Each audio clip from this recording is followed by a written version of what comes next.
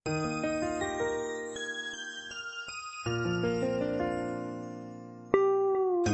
محمود كسر دو مدحوينه. بسم الله الحمد لله والصلاة والسلام على رسول الله. السلام عليكم ورحمة الله وبركاته. كفتن كي عوضة وحملنا مدحوين الشيخ شريفة نودم كفتن كلا كمان فرنا مش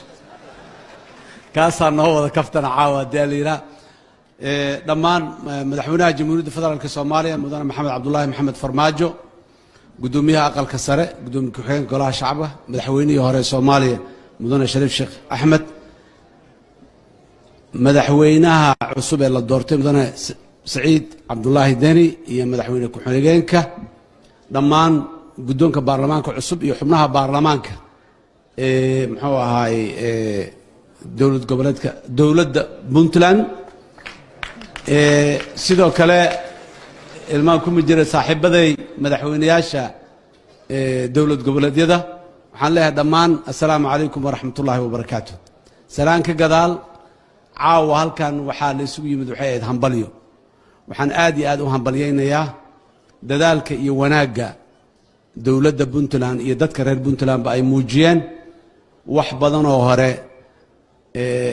وحبضنا أيون دليل وياهي جوشاس يوناجاس عاو ماشي يسوي مدرسة الله شاقي ضد بدن الصومالي أي كوان صومالي أهين بواي مادين حكمة كده بيسنا وحيتها هاي مرول بجوشو وأبيال بدن تاعي مركب ماشي وحكد عيوا أقول مركب قفل بجوشاس إنه بدين عيسى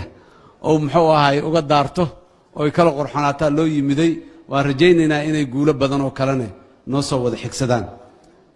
waxaan jecelahay in aanan gadaal iyo taariikhdii wax badan aanan ku noqonin oo aan mustaqbalkii waxa soo socdo laba kalmadood ka iraahdi alla yiraahdo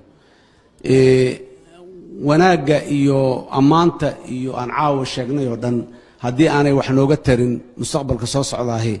amaanteena sheegisteeda macno badan kuma fadhido waxaan leeyahay waxaan ka shaqaynaynaa oo dib loo dhisayo la unkayo waa dawlad Soomaaliyeed dawladnimana sideedaba shuruuc iyo qawaaniin iyo nidaam iyo dhaqan fiican oo suubsama ayay ku salaysan tahay marka waxyaabaha noo taagan aasaaska u ah muxuu ahay dadka Soomaaliyeed waxay ku heshiiyeen muxuu ahay oo aad halkan hadaati uu carabkiisa ku adkeeyay madaxweyne faroole yaan xoojinaya shuruucda in la ilaaliyo mar walba waa muhiim dastuurka inaan ilaalino qawaaniinta kale ee dalka u degan aan ilaalino sidaas oo kaliya ayaa guusha ku imaanay wixii lagu heshiiyay dastuurku waa qabyaa la yiri waxa noogu yaala aan ku dhaqanno wixii dastuurka aan noogu oolinna hal la iska warsado oo hal laga wada hadlo oo seeyelna hal la yiraahdo si la yeelo lama waynayo xalaa ka soo baxayo laakiin inta dastuurka noogu taalo ku dhaqanaay wax weyn oo guushan caawa aan halkan u wada fadhino ku naaloonayno wax kale kuma ay imaanin wixii qornaa ee lagu heshiiyay oo lagu dhaqmay oo wixii kale rabitaan ay iyo muxuu ahay cilada kale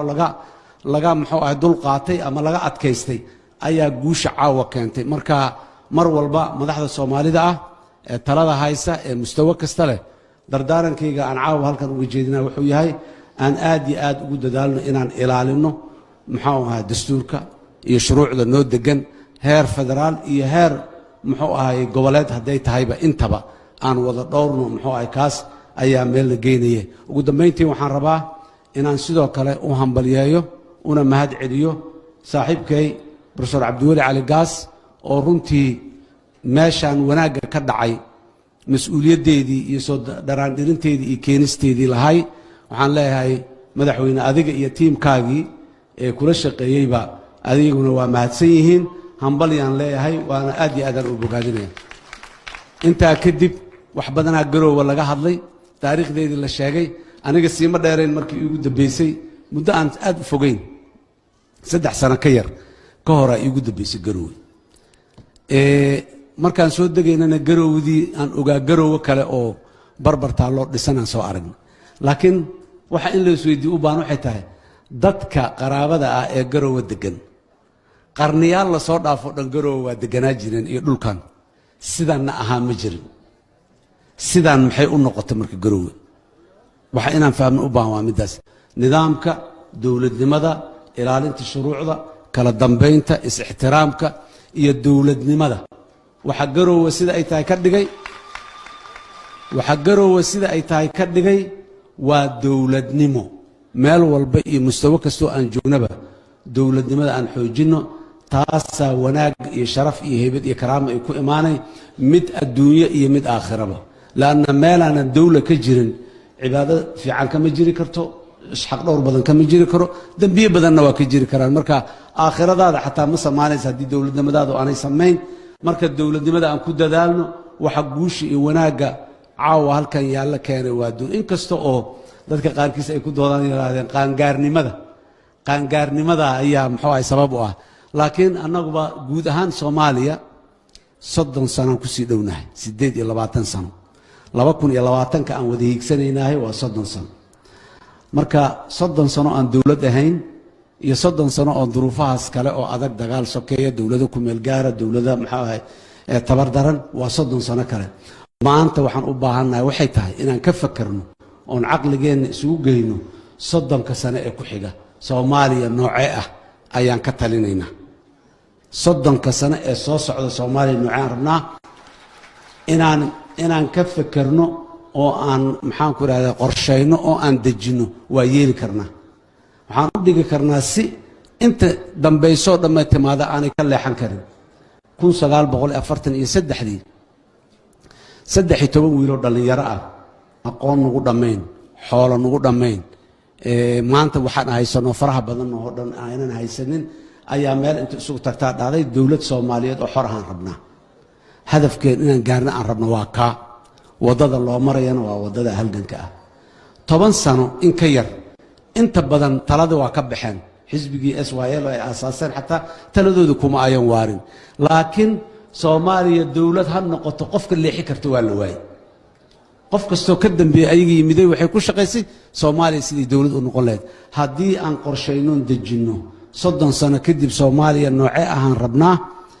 inta naga dambayso wadadaas inay maraan way ku qasboonaan doonaan si Soomaaliyada fiican oo ku riyoon karno loo gaaro 2050 haddii la yiraahdo inta nool hadda joogtay dhalinyarada ay inta iman doonto ay ugu naalooto mar kale hambalyo dawladda iyo dadka reer Puntland guud ahaan hambalyo Soomaaliya guud ahaan waa wax guul ah reer Puntland kaliya Soomaaliya dhan ayaa ku faanayso sidaanina waa ka suurtagal Soomaalida waaye macnaheeda marka Soomaaliya dhan waa ku faanayso marka aan leeyahay hambalyo intii ka soo shaqeysay waa mahadsan tahay intii ku tartantay ku guuleysay isku dhowrtayna waa mahadsan tahay